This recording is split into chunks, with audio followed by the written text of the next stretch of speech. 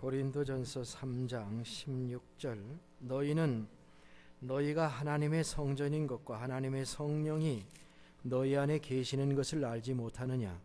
누구든지 하나님의 성전을 더럽히면 하나님이 그 사람을 멸하시리라.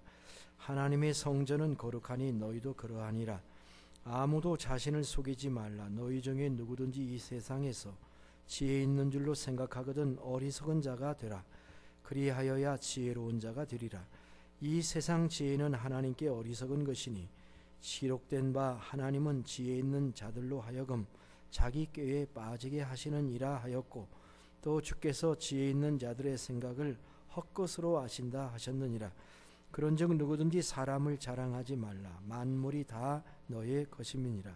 바울이나 아볼로나 게바나 세계나 생명이나 사망이나 지금 것이나 장래 것이나 다 너희 것이요 너희는 그리스도의 것이요 그리스도는 하나님의 것이니라. 아멘. 아멘.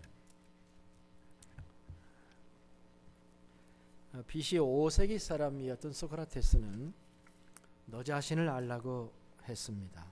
오늘 말씀은 AD 1세기 사람인 기독교의 소크라테스와 같은 사도 바울이 고린도 성도들에게 주는 질문을 담고 있습니다. 너희가 누구냐 하는 것입니다. 우리는 지금 2000년이라고 하는 시간을 여행을 하고 있는 중입니다. 소아시아 지역의 시티 오브 고린도 시티에 세워진 교회가 오늘 우리의 말씀의 현장입니다. 시간은 2000년의 차이가 있지만 그러나 마찬가지입니다. 상황은 똑같습니다. 우리가 처한 이 기독교적인 현실이 당시의 상황과 너무 흡사하기 때문에 그런 것이죠. 그것은 기독교인들조차도 자기가 누군가 하는 것에 대한 명확한 자기 인식이 없다는 것입니다. 내가 누구인지를 알아야 그것에 맞게 행동을 하는데 자신의 신분이나 자신의 사명을 망각하고 있다는 것이죠. 자신들이 앉은 자리가 얼마나 영광스럽고 은혜로운 자리인가를 알지 못한다면 우리는 우리의 삶이 고결하고 차원 높을 수가 없다는 것입니다. 오늘 말씀 16절을 보면 이렇게 이야기합니다. 너희는 너희가 하나님의 성전인 것과 하나님의 성령이 너희 안에 계시는 것을 알지 못하느냐. 이 말은 고린도인들이 자기가 어떤 사람들인 줄을 모른다는 말입니다. 자신의 정체성을 모른다는 말입니다. 저는 고린도전서 1장을 말씀드렸을 때도 이 부분이 지나갔었죠. 8월 달이니까 벌써 1장 설교할 때 교회의 정체성이라는 제목으로 말씀을 드렸습니다. 시간이 많이 지났기 때문에 우리가 다시 잠깐 상기하고자 하는데, 고린도전서 1장 2절과 3절을 한번 열어보시면 거기 그렇게 되어 있습니다. 고린도에 있는 하나님의 교회 곧 그리스도 예수 안에서 거룩하여지고 성도라 부르심을 입은 자들과 또 각처에서 우리 주 곧 그들과 우리의 주 되신 예수 그리스도의 이름을 부르는 모든 자들에게 하나님 우리 아버지와 주 예수 그리스도로부터 은혜와 평강이 있기를 원하노라. 자, 이 말씀에는 교회에 대한 적어도 한 4가지 정도의 정체성이 들어있는데, 첫째는 교회를 하나님의 교회라고 그렇게 표현을 했다는 거죠. 그리고 둘째는 예수 안에서 거룩하여진 사람들. 그 동사를 보면 과거형입니다. sanctified. 이미 거룩하여진 사람들이라는 과거 동사를 썼습니다. 그리고 세 번째는 성도라 부르심을 입은 자들이다. 우리는 성도로 부르심을 입은 자들이 역시 과거형으로 쓰여졌다고 했습니다. 그리고 마지막 네 번째가 주 예수 그리스도의 이름을 부르는 자들이라고 그렇게 표현했어요. 그리스도인은 주 예수의 이름을 부르는 자들이다.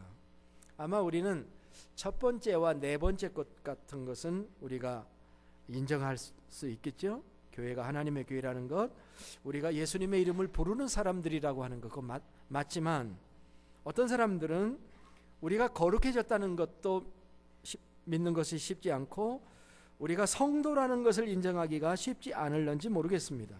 그러나 사도 바울은 이 점에서 명확하게 그 말씀을 확신하고 있는 거죠. 이것이 사도 바울의 교회관입니다. 오늘날 세상은 교회에 대해서 별별 이야기를 다 합니다. 교회가 타락했다더니, 교회가 본받을 것이 없다느니, 교회가 비난을 받기도 합니다. 고린도 교회에도 별의별 문제들이 다 있었습니다.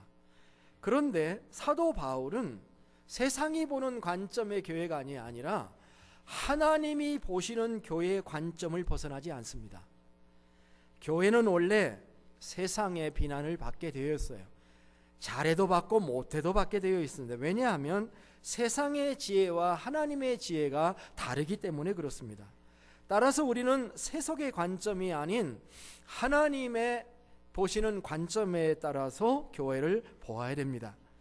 교회의 교인들이 부족할지라도, 우리가 부족할지라도 하나님의 교회는 이미 거룩하며 우리는 성도들이며 우리는 하나님의 거룩함을 위하여 나아가고 있는 하나님의 훈련 공동체라고 하는 사실을 의심하지 말아야 되는 것입니다. 오늘 3장으로 넘어왔는데요. 이 3장은 또 4가지 다른 관점에서 우리를 보게 하고 있습니다. 우리는 누구입니까? 첫 번째는 16절 17절에 나와 있는 말씀입니다. 너희는 하나님의 성전이다 라고 말합니다. 저는 이 말씀이 그렇게 들려요. 너희는 너희 스스로를 과소평가하지 말아라 하는 말로들. 고린도 시리는 이방 도시였으며 국제 상업 도시였었습니다. 고린도는 아주 천혜의 지리적 조건을 가지고 있었어요. 서쪽에 항구가 하나 있고 동쪽에 항구가 하나 있어요. 서쪽 항구는 이오니아 해와 이탈리아를 향해서 있고요. 동쪽 항구는 아테네를 바라보면서 에게해로 나갈 수 있는 갱그리아 항구라고 하는 항구를 품고 있습니다. 그런데 이 두 개 항구는 운하로 연결됩니다. 고린도 운하는요, 세계의 3대 운하 중에 하나로 여겨지고 있는 바로 그런 운하입니다. 제가 가서 보지는 않았어요. 그렇지만 자료에도 있으니까요. 고린도에는 적어도 12개의 신전이 있었다고 합니다. 그 중에 신전에 그 신상 하나가 있었는데 그 사랑의 여신이라고 하는 아프로디테의 신상이 있었는데 높이가 600피트였다고 그래요. 600피트면요 엄청나죠, 그죠? 미터로 따져도 200m, 100m 달리기를 죽으라고 뛴 그 거리의 2배 높이, 얼마나 높습니까? 이런 신상이 있었다고 해요. 그리고 무녀들도 거기에 1000명이나 있었다고 합니다. 고린도 교회의 건물과 이 고린도에 있던 여러 신들의 신전과는 비교되지 않을 수가 없다 그 말이에요. 어쩌면 고린도 교회는 교회 건물조차도 없는 가정교회였을 수도 있습니다. 그런 교회에게 사도 바울은 이야기를 합니다. 너희가 하나님의 성전이고 너희 안에 하나님의 성령이 거하신다. 비록 건물이 없을런지 모른다. 건물이 그들의 신전에 비해서 초라할런지 모르지만 너희가 하나님의 성전이다. 기죽지 말아라. 너희가 하나님의 성전이라. 이거는 성전에 대한 새로운 접근법이라고 말할 수가 있습니다. 고린도 교회의 구성원들은 매우 다양한 배경을 가지고 있었습니다. 자유민도 있었고 노예도 있었습니다. 유대인도 있었고 헬라인도 있었고요. 가진 자도 있었고 가난한 자도 있었습니다. 그러다 보면은 교회 안에 각자의 입장에서 다양한 목소리가 있을 수밖에 없습니다. 그 결과 한 몸임에도 불구하고 지도자들의 자기가 따르는 지도자들의 이름을 내걸고 서로 분열하기 시작을 하였던 것입니다. 나는 누구에게 속했다, 나는 누가 더 좋다, 공공연하게 드러내면서 서로 대립하기를 시작했던 거죠. 그래서 우리가 지금까지 보아온 것처럼 사도 바울은 여러 메시지를 전했는데 먼저 농사 짓는 비유를 했습니다. 교회는 하나님의 농장과 같은 곳인데 사역자들은 심고, 어떤 사역자는 심고 어떤 사역자는 자라게 하는 농장의 일꾼들인데, 농장의 일꾼들이 서로 싸워서 되겠느냐? 다투지 말고 동역해야 되는 것이다 라는 말씀을 했습니다. 또 건축의 비유를 사용해서 교회 생활이라고 하는 것은 예수 그리스도라는 터 위에 짓는 건물을 짓는 건축자와 같은데 어떻게 짓는 것을 조심해야 한다. 건물을 세워야지 건물을 파괴해서는 안 되며 각 사람은 자기가 세운 공력대로 보상을 받게 될 것이다, 그렇게 얘기를 했어요. 그런데 오늘 3장에 와서 한 걸음 더 나가서 더욱 파격적인 얘기를 우리에게 하고 있습니다. 우리가 하나님의 성전이며 하나님의 성령이 우리 안에 계시다. 사실 이 성전의 개념을 깨트리신 것은 먼저 예수님이시죠. 예수님이 요한복음 2장에 가보면은 첫 번째 유월절 때 성전에 가셔서 성전을 청결하게 하신 후에 이렇게 말씀하셨습니다. 너희가 이 성전을 헐어라. 그러면 내가 사흘 동안에 일으키리라. 그랬더니 유대인들이 그렇게 얘기했죠. 아니 그 성전 짓는데 46년이나 걸렸는데 그 성전을 3일 만에 일으키겠다고 하느냐? 그렇게 얘기를 예수님이 하셨죠. 그러자 요한복음을 쓴 요한은 거기다 주석을 이렇게 달았어요. 그러나 예수는 성전된 자기 육체를 가리켜 말씀하신 것이라. 자, 그런데 사도 바울에게 와서 이 성전이 어떤 거냐? 성전론이 더 진전한 거죠. 예수님은 자기가 성전이라고 하셨고 부활 승천하셨지만 예수님의 몸인 교회는 여전히 성전의 역할을 하는 거죠. 그래서 하나님의 백성이 성전이고 하나님의 백성들의 모임인 교회 안에 성령이 거하신다라고 이야기하는 것입니다. 이 말은 다르게 생각해 보면은 교회를 소중히 여기라는 말이에요. 교회가 분열하는 일에 앞장서지 말라는 것입니다. 하나님이 구별하여 거룩하게 하시고 성도로 부르심을 입은 자들이 서로 분열하는 것은 교회를 더럽히는 것이고 하나님의 성전을 더럽히는 것인데, 그렇게 하면 하나님이 그 사람을 멸하실 것이라는 준엄한 경고를 해주고 있는 것입니다. 자, 여기서 정리 한번 하겠습니다. 우리는 누구인가? 우리는 보이지 않는 하나님의 보이는 성전인 줄로 믿습니다. 그리고 우리 안에 하나님의 성령이 거하십니다. 이것은 교회적인 얘기, 공동체적인 얘기기도 하지만 우리 개인을 의미하는 그런 말씀이기도 합니다. 저는 그래서 이렇게 붙여버려요. 우리는 이동식 성전이다. 그런 생각도 한번 해봤어요. 이동식 성전, 무빙 템플이에요.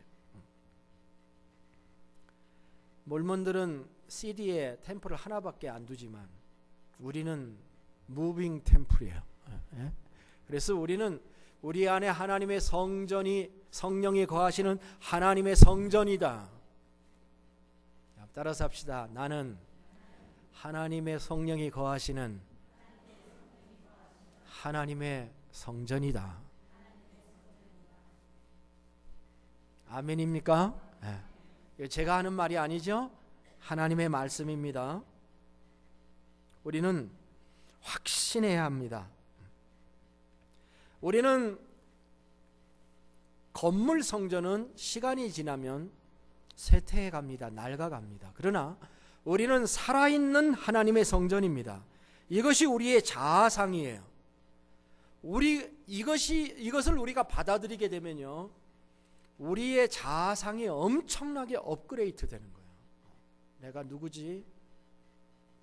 거울 앞에 앉아가지고 거울 앞에 앉아가지고 늘어나는 흰머리를 바라다보면서, 늘어나는 주름살을 바라다보면서 내가 누구야 하고 참담해하지 마세요. 나는 하나님의 성전이며 하나님의 성령은 내 안에 거하신다. 이런 고백을 하라는 거예요. 이것이 우리들의 모습이라는 것입니다. 두 번째, 18절부터 20절 말씀에 보면은 18절 20절을 한번 다시 보세요. 3장.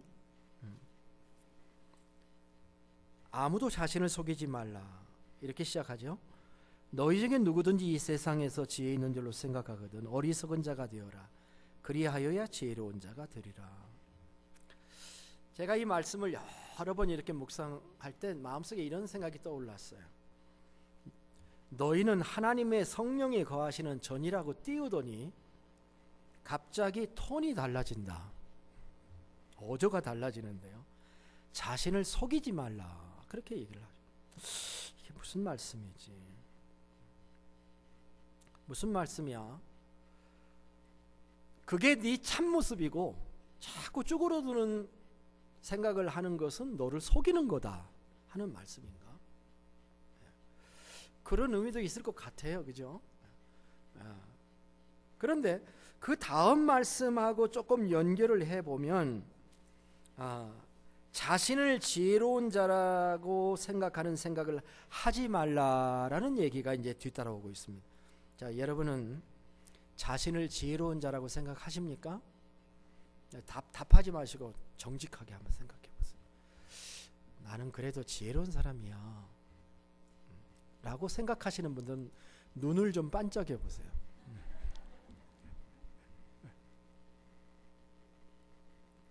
근데 우리가 다 이 생각을 가지고 살아요.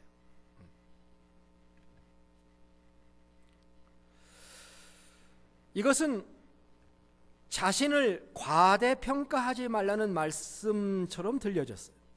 성도들에게 겸손을 요구하는 거예요. 앞에서는 과소평가하지 말라고 그래놓고 뒤에서는 지금 과대평가를 하지 말라는 얘기를 해요. 도를 넘지 말라고 얘기를 하는 거예요. 자기를 속이는 것, 그것을 자기 기만이라고 얘기를 합니다. 자기 기만이라는 것은 거짓인 것이나 검증되지 않은 것을 마치 사실이나 검증된 것으로 믿도록 하는 과정 또는 현상을 말하는 것. 간단히 말하면 자기 기만은 자기 자신의 거짓된 믿음을 정당화하는 것입니다. 토마스 기로비치라고 하는 사람이 쓴 그런 책에 보면 사람들이 다 자기 기만이 있다는 거예요. 예를 들면 이런 거예요. 대학 교수의 94%는 자기가 자신의 동료보다 일에 있어서 능력이 우수하다고 생각한대. 대학생의 25%는 자신이 타인의 능력과 비교해서 상위 1%에 든다고 생각한대요. 25%가 1%에 들어있다고 생각을 한다는, 그러면 24%는 틀렸죠. 대학생의 70%는 우리 대학생을 타켓으로 하는 건 아니에요. 네, 예로 들은 거예요. 대학생의 70%는 자신의 리더십이 평균 이상이라고 믿고 있다. 자신의 리더십이 평균 이하라고 생각하는 학생은 2%밖에 없었다, 그런 얘기. 자, 우리는 자기를 기만하며 살기도 한다는 거예요. 세계적인 생물학자인 로버트 트리버스라는 분이 한 3년 전에 이 문제를 다룬 책을 냈어요. The Folly of Fools라고 하는 책을 냈는데 한국말로는 우리는 왜 자신을 속이도록 진화했을까라는 제목을 붙였어요. 거기서 그는 이렇게 얘기합니다. 인간은 끊임없이 남과 자기 자신을 속이는 존재다, 그렇게 얘기해요. 그는 진정한 사기꾼은 남을 속이는 자가 아니라 자기 자신을 속이는 자다. 자신이 하는 말과 행동을 진짜라고 믿는 사람이다.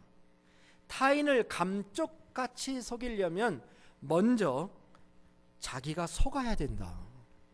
그런 말을. 그러면서 그는 이런 능력을 진화라고 보고 있다는 거예요. 그는 인간에게 기만과 자기 기만은 동전의 양쪽 같아서 둘은 서로 상부상조한다. 그런 표현을 했습니다. 그럴는지 몰라요. 정치가들 또 어떤 사람들은 자기가 해놓고 안 했다고 주장할 뿐만 아니라 실제 안 했다고 믿습니다. 실제 믿는다니까요. 절대 한 적이 없다는 거예요. 근데 거짓말을 하는 게 아니라 자기를 기만하는 거야. 이게 상당히 심리적인 문제입니다.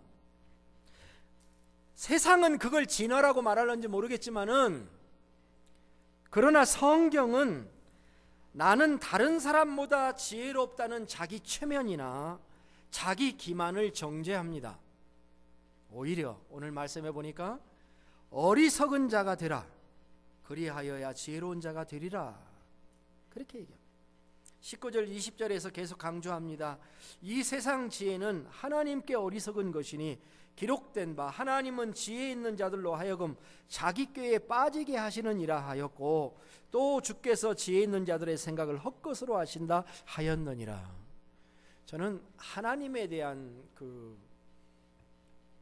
이 어떤 분인가 하는 것에 대한 설명 중에 이 설명이 참 특이한 설명이라고 생각해요.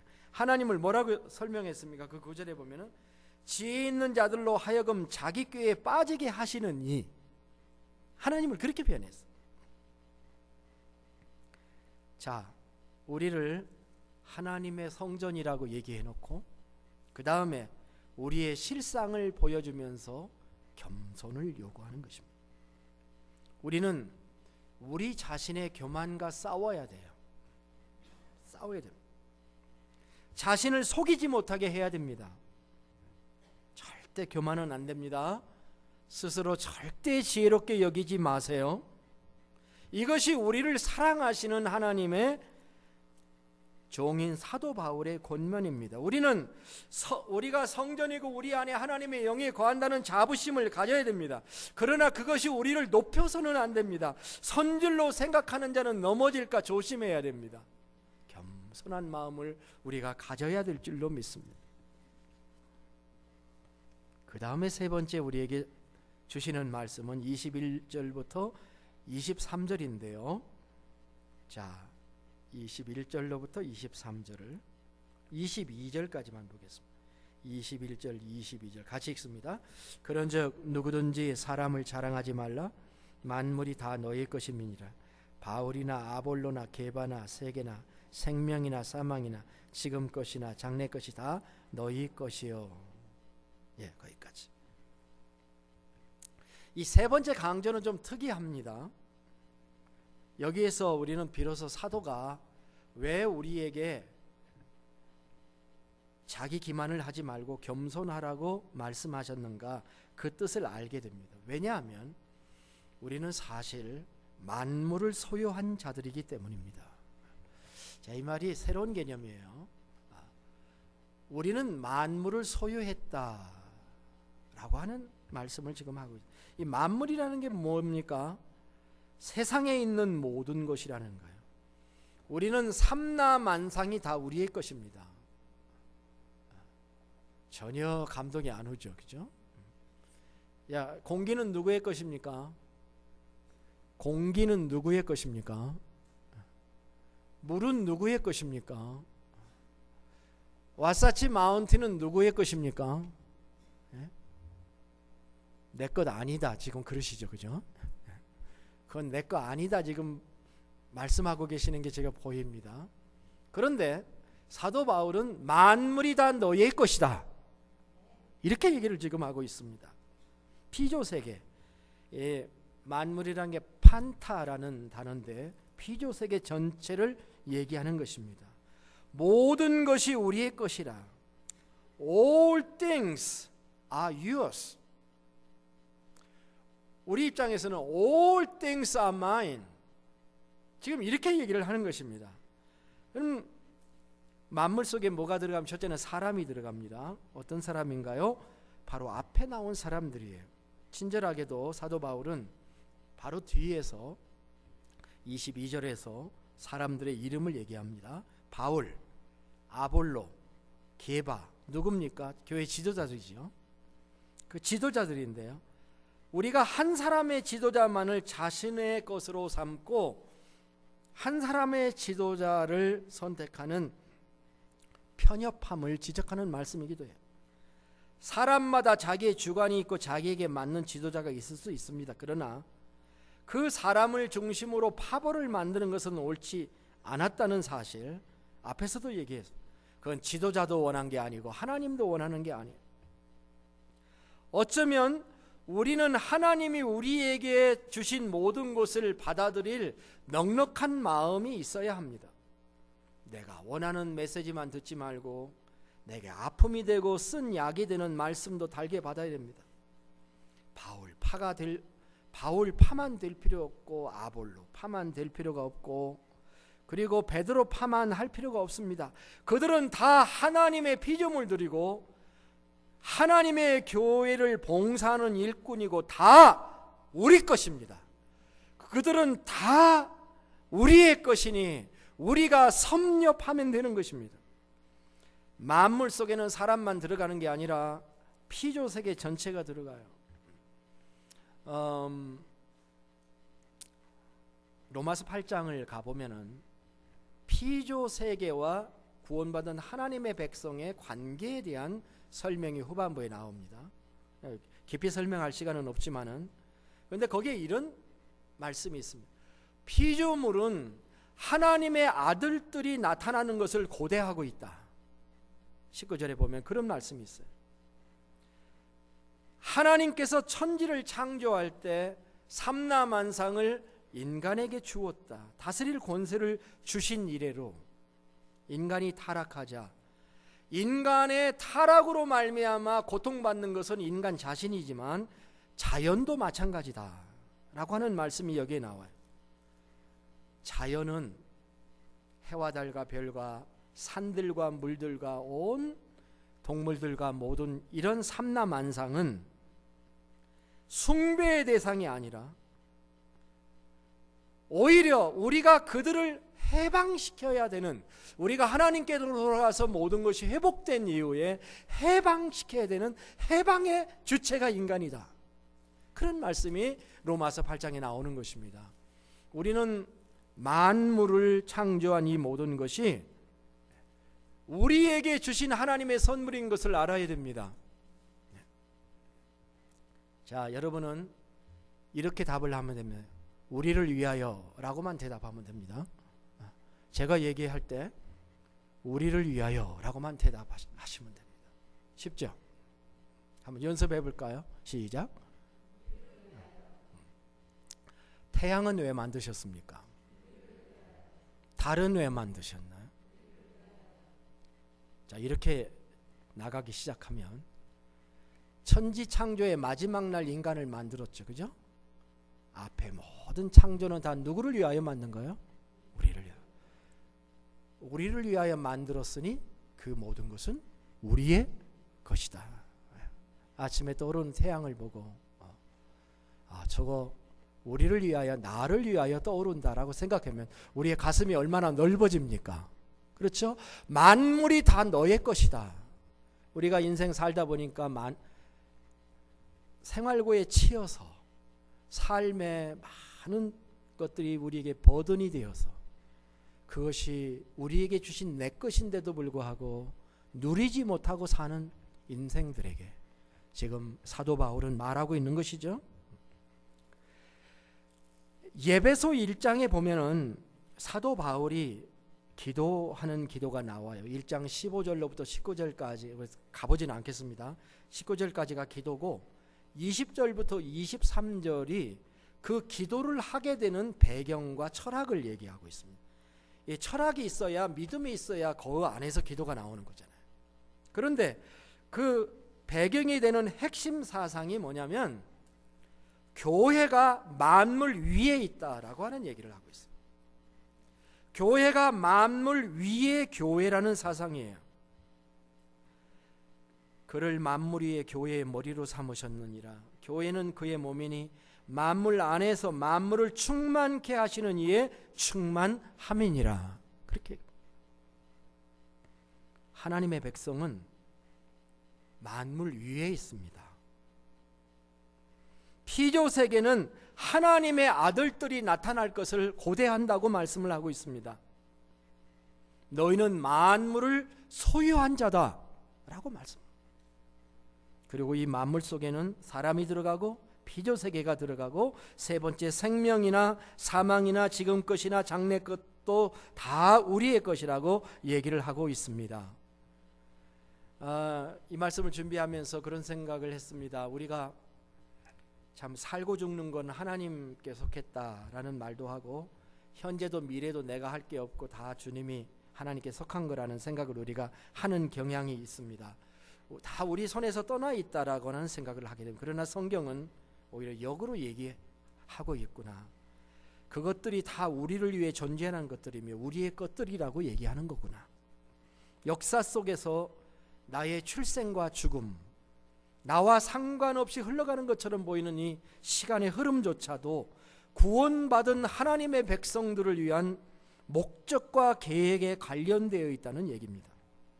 모든 것은 주의 백성을 위해 존재하며 모든 것은 주의 백성들을 위해 돌아가고 있다고 하는 사실, 이것은 우리들에게 놀라운 희망의 메시지가 아닐 수가 없는 것입니다. 우리는 만물을 소유한 자입니다. 하나님의 백성들은 만물 위에 있는 교회의 지체이며 만물을 하나님이 우리에게 주셨기 때문에 그것을 소유한 자라고 하는, 우리는 너무너무 벅차는 이 하나님의 말씀 가지고 있습니다. 마지막으로 네 번째는 오늘 말씀의 하이라이트입니다. 만물이 다 너의 것이라고 말씀하신 하나님께 말씀하신 이 말씀에서 반전이 있습니다. 뭐냐고 하면은 23절이에요. 23절 같이 읽습니다. 너희는 그리스도의 것이요 그리스도는 하나님의 것이니라. 다시 한번 우리가 누구인지를 상기시켜 주시는 말씀입니다. 사도 바울이 우리를 이렇게 하는 것 같아요. 들었다 놨다 들었다 놨다를 반복하고 있어요. 근데 우린 그렇게 하는 게 맞습니다. 사실 다시 놓는 거예요. 이 세상의 만물이 다 너의 것이라고 말씀한 다음에 그러나 잊지 말아야 될 것이 있다. 너희가 주님의 것이고 너희가 하나님의 것이라는 사실을 잊지 말아라. 이것을 조금 트위스트하면 너희는 너의 것이 아니다 라고 얘기하는 것입니다.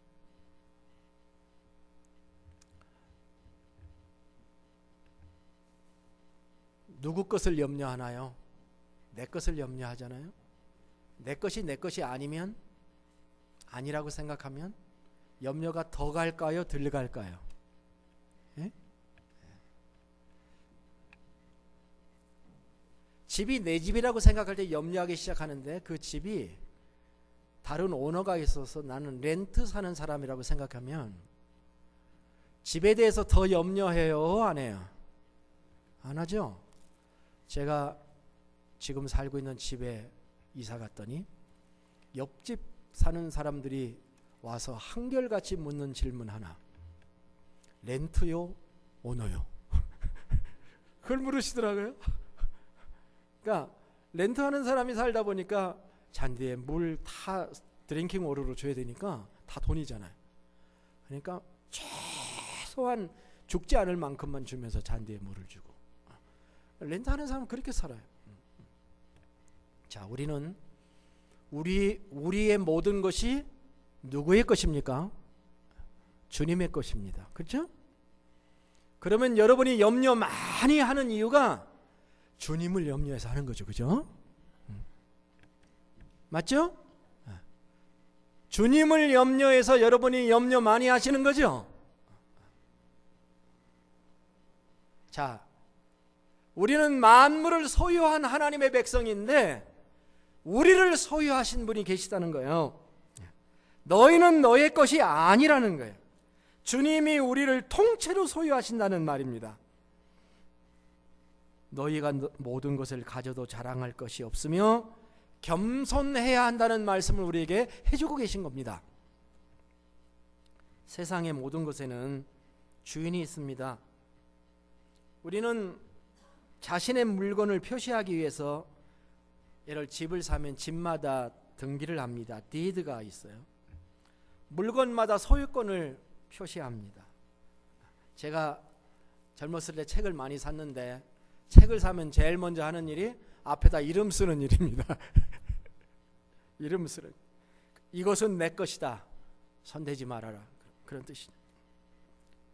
그러나 우리 자신도 내 것이 아니라는 깨달음, 이거 죽을 때 가서 깨달으면 참 어리석은 거예요. 네.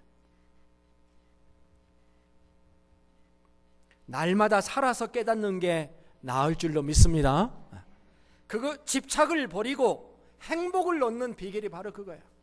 우리는 모든 것을 가졌다고 누리면서 살면서 이것은 내게 아니라 주님의 것이라는 고백을 동일하게 하면 우리는 자유와 평안을 얻게 되는 것입니다. 말씀을 맺겠습니다. 사도 바울의 영적 통찰력은 굉장히 뛰어납니다. 그의 말씀에서 우리는 우리 자신의 사진을 찍을 수가 있습니다. 카톡으로 사진 많이 찍죠.